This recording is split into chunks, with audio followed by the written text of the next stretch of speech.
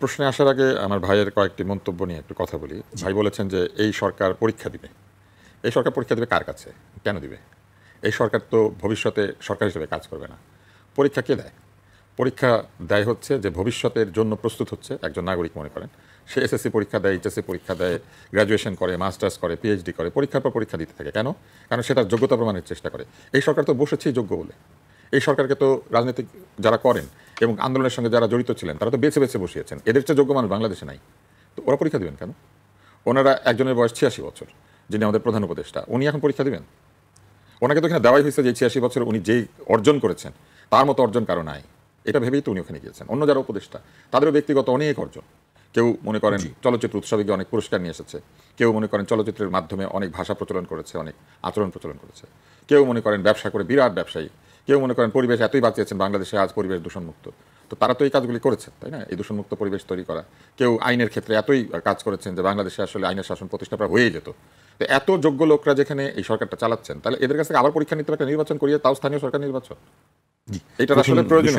দুই হচ্ছে ৪৬,০০০ লোকের মধ্যে যে জরিপটা হয়েছে, আমি সবসময় জরিপ হলে বলি যে জরিপ আরেকটা পক্ষের এই জরিপটাকে জরিপ করে দেখা উচিত যে এই ৪৬,০০০ লোক কারা কারা জরিপ করেছে, কোথায় গিয়েছিল, কি প্রশ্ন করেছিল, যে কোশ্চেনটা তৈরি করা হয়েছিল সেই কোশ্চেনটার মধ্যে কোনো বায়াস ছিল কিনা, এগুলো পরীক্ষা নিরীক্ষা করার কথা। সংখ্যা দিয়ে কখনো জরিপ হিসাব করতে হয় না। জরিপের কোয়ালিটি হচ্ছে জরিপটা রিপ্রেজেন্টেটিভ কিনা, আসলে এই ১৬ কোটি লোকের মতামত প্রতিফলিত ওই জরিপে প্রতিফলিত হয় কিনা। ফলে এটা আরেকটা বিষয়। আপনি দেখবেন যে এই সরকারের অনেকেই বলেন ২৫টি দল একমত হয়েছে। ২৫টি দল, আপনি কেউ জানে না বাংলাদেশে ২৫টা দলের নাম, এক নিঃশ্বাসে কেউ বলতে পারবে না। কিন্তু ২৫টি দল একমত হয়েছে, ৪টি দল হয় না। ওই ৪টা দলের কাছে সব ভোট, আর ২৫টা মিলিয়ে 1%ও না। কিন্তু ২৫টি দল বললে মনে হয় যে বাহ, সবাই তো ওই দিকেই। তো এইরকম সংখ্যা পরিসংখ্যানের সত্য না বলাই ভালো। যেটা মানুষ কমন সেন্সে সত্য বলে মনে করে এটা বলা দরকার। এখন আপনি বলেছেন ভারতের প্রভাব। ভারতের প্রভাব শুধু না, বাংলাদেশের, আমি বলিনি রাজনৈতিক, হ্যাঁ, মানে আপনি প্রশ্নটা করেছেন, শফিক সাহেব বলেছেন, এরকম আরো অনেকেই হয়তো বলছেন। বাংলাদেশে আন্তর্জাতিক প্রভাব আমরা অনেক বেশি মাত্রায় অনুভব করছি গত এক বছর বা তার একটু বেশি। আমরা ভেবেছিলাম যে এই আন্দোলনের পরে এই বিদেশি প্রভাব প্রায় শূন্য হয়ে যাবে, কিন্তু আমরা লক্ষ্য করেছি যে এই প্রভাবের ক্ষেত্রে কেউ পিছিয়ে নাই। সুদূর আমেরিকা থেকে শুরু করে চীন, রাশিয়া এবং ভারত, এমনকি ইউরোপেরও কোনো কোনো দেশ আমাদের এখানে যথেষ্ট প্রভাব রাখছেন। এবং এই প্রভাব রাখার জন্য তাদের যে যাতায়াত, তাদের যে কথাবার্তা, তাদের যে মিডিয়াতে উপস্থিতি, তাদের যে সারা বাংলাদেশে তাদের উপস্থিতি, এই ব্যাপারগুলি কিন্তু একেবারে চোখেই তো দেখা যাচ্ছে। আপনি আমাকে বলেন, মার্কিন প্রতিনিধি দল মাতার বাড়ি গিয়েছেন, মাতার বাড়ি বানানোর সময় কি মার্কিন প্রতিনিধি দল সেখানে ছিলেন? ওনারা কি দেখতে গেছেন? আমেরিকার ওখানে কি কাজ করতে গেছেন? বানানো একটা জিনিস দেখতে গেছেন, ভালো কথা, দেখতে গেছেন, অনেক ওনারা উপকার করবেন, কিন্তু ওইটাকে আপনার কাছে প্রভাব মনে হয় না? আমাদের দলগুলি দল বলে চীন যাচ্ছে, চীনে তারা কি শিখতে, কি আলাপ করতে যায়? যারা এখনো কোনোদিন ক্ষমতায় যায় নাই, কোনো সরকারি দায়িত্ব পালন করে নাই, এমন দলও গিয়ে ওখানে হাজির হয়েছে, চীনের সাথে নাকি আলাপ করে। কি নিয়ে আলাপ করে চীনের সাথে? কেউ কেউ আফগানিস্তান যাচ্ছে, কি নিয়ে আলাপ করে আফগানিস্তানে? আফগানিস্তান এতদিন গেল না কেন, হঠাৎ এখন যাচ্ছে কেন? তারপরে কিছু আপনি দেখবেন যে এমনকি রাশিয়ারও সাথে মানে এক ধরনের কথাবার্তা বলার কথা উঠছে। তারপরে এবং কিছু রুশ, চীন, আমেরিকা এই বলয়ের এক ধরনের জিওগ্রাফিক্যাল ইন্টারেস্ট নিয়েও কথাবার্তা হচ্ছে। কিন্তু যার সাথে সবচেয়ে বেশি কথা বলা দরকার ছিল, যাদের সাথে আমাদের সবচেয়ে বড় সমস্যা, মিয়ানমারের সাথে কি কথাবার্তা হয়েছে? মিয়ানমারের সাথে একাধিকবার আলোচনা করে রোহিঙ্গাদেরকে ফেরত পাঠানো, একটা শান্তিপূর্ণ পরিবেশ তৈরি করা আরাকানে, এইটা নিয়ে কি আলাপ হয়েছে? যার সাথে আমার লড়াই তার সাথে আমি আলাপ করি না, যার সাথে সমস্যা তার সাথে আলাপ করি না। আমরা আলাপ করি বড় বড় ভাই, মানে বড় বড় ভাই বেরাদরদের সাথে। হ্যাঁ, মনে করেন যে আমি অত্যন্ত দরিদ্র একজন ব্যক্তি, কিন্তু আমি সারাক্ষণ গুলশানে গিয়ে ঘুরি, আমার বড় ভাইরা সব গুলশানে থাকে, দামি বাসায় থাকে, দামি ফ্ল্যাটে থাকে, আমি তাদের সাথে কথা বলি।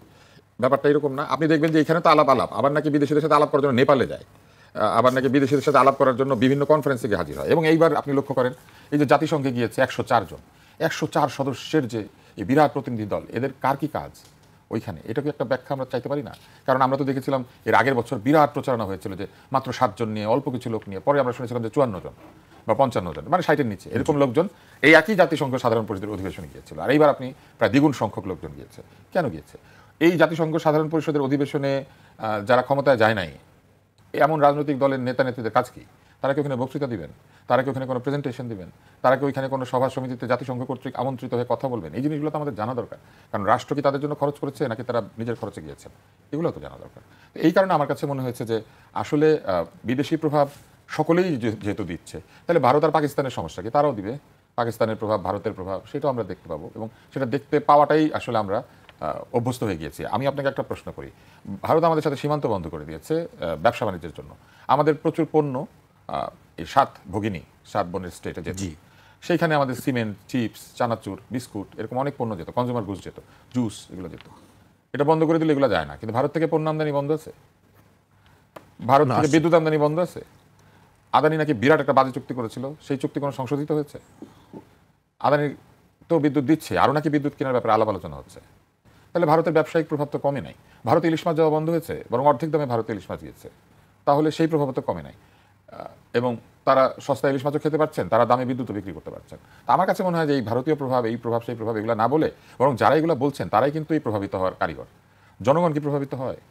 রাজনৈতিক দলগুলি প্রভাবিত হয়। রাজনৈতিক দলগুলি আপোষ করে, আতাত করে, মীমাংসা করে, দূতাবাসে ঘুরে। আমরা যারা সাধারণ মানুষ, আমি জানি না আমার ভাই কয়বার দূতাবাসে গিয়েছেন, কতবার গিয়েছেন দূতাবাসে? একবারও যায় নাই। এই যে রাজনীতি করে, তাহলে কারা যায় এই দূতাবাসগুলোতে? কারা গিয়ে সেখানে অনেক আলাপ আলোচনা করে? কারা তাদের বিভিন্ন দিবসে আমন্ত্রিত হয়? আপনি পেয়েছেন আমন্ত্রণ, আমি পেয়েছি আমন্ত্রণ, উনি পেয়েছেন আমন্ত্রণ, আমরা তো পাই না।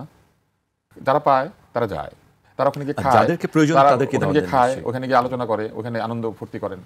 খারাপ অর্থে বলছি না, এটা উৎসবের দিনগুলিতে দাওয়াত পান, বিভিন্ন সময় দাওয়াত পান, তো তারাই তো সেখানে যান। প্রভাব কিছু পড়লে তাদের উপরই তো পড়বে, আমাদের উপর তো পড়বে না।